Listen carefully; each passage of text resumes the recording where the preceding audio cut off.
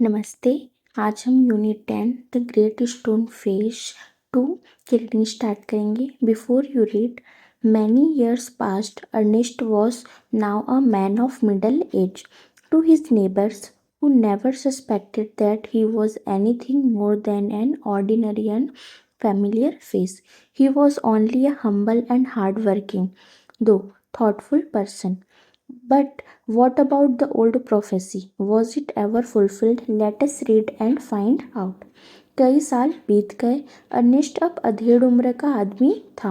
उसके पड़ोसियों को, जिन्हें कभी शक नहीं हुआ कि वह एक आम और जाने पहचाने चेहरे से ज़्यादा कुछ है, वह बस एक विनम्र और मेहनती लेकिन सोचने समझने वाला इंसान था। लेकिन पुरानी भविष्यवाणी का क्या? क्या वह कभी पूरी हुई? आइए पढ़ते हैं और पता लगाते हैं। The years hurried on and brought wild hairs upon the head of Ernest, and made wrinkles across his forehead and furrows in his cheeks. He was an old man, but now not in vain had he grown old. More numerous than the white hairs on his head were the wise thoughts in his mind.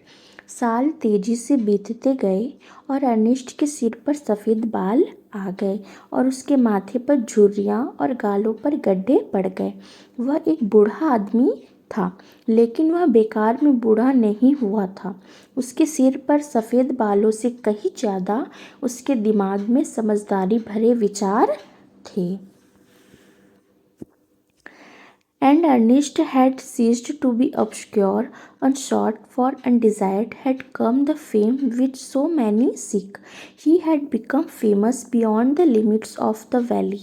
College professors and even the active men of cities came from far to see and converse with Ernest, and he received them with gentle sincerity, and spoke freely with them of whatever came uppermost or lay deepest in his heart or their own.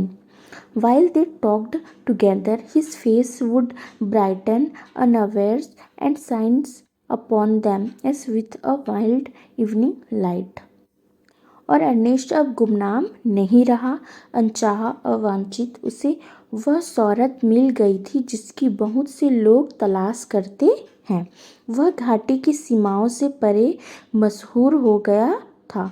College के professor और यहाँ तक कि शहरों के active लोग भी Ernest से मिलने और बात करने के लिए दूर दूर से आते थे, और वह उनका प्यार से, ईमानदारी से स्वागत करता था, और उनसे जो भी सबसे ऊपर आता था या उसके दिल में सबसे गहरा होता था, उसके बारे में खुलकर बात करता था।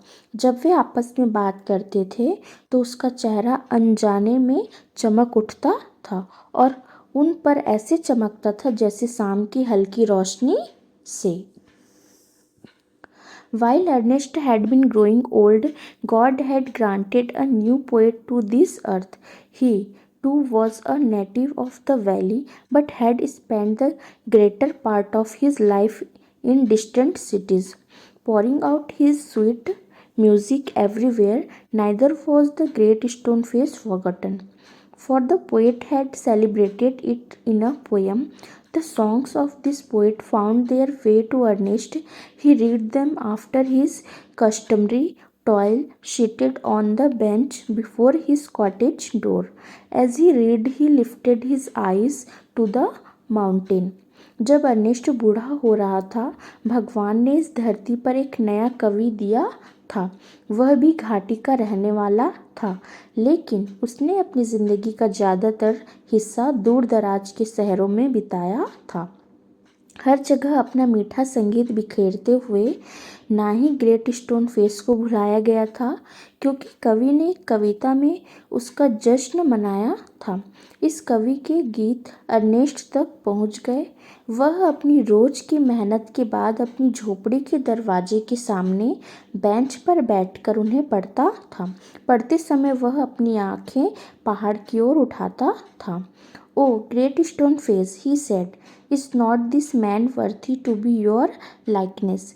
ओ ग्रेट स्टोन फेस, उसने कहा, क्या यह आदमी तुम्हारी तरह बनने के लायक नहीं है?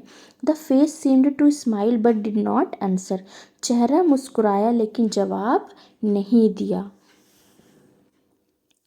Now it happened that the poet, though he lived so far away, had not only heard of Ernest but had thought much about his character and wished to meet this man whose wisdom walked hand in hand with the noble simplicity of his life. One summer day, therefore, he arrived at Ernest's door, where he found the good old man holding a book in his hand, which he read and then, with a finger between the leaves, looked lovingly at the great stone face.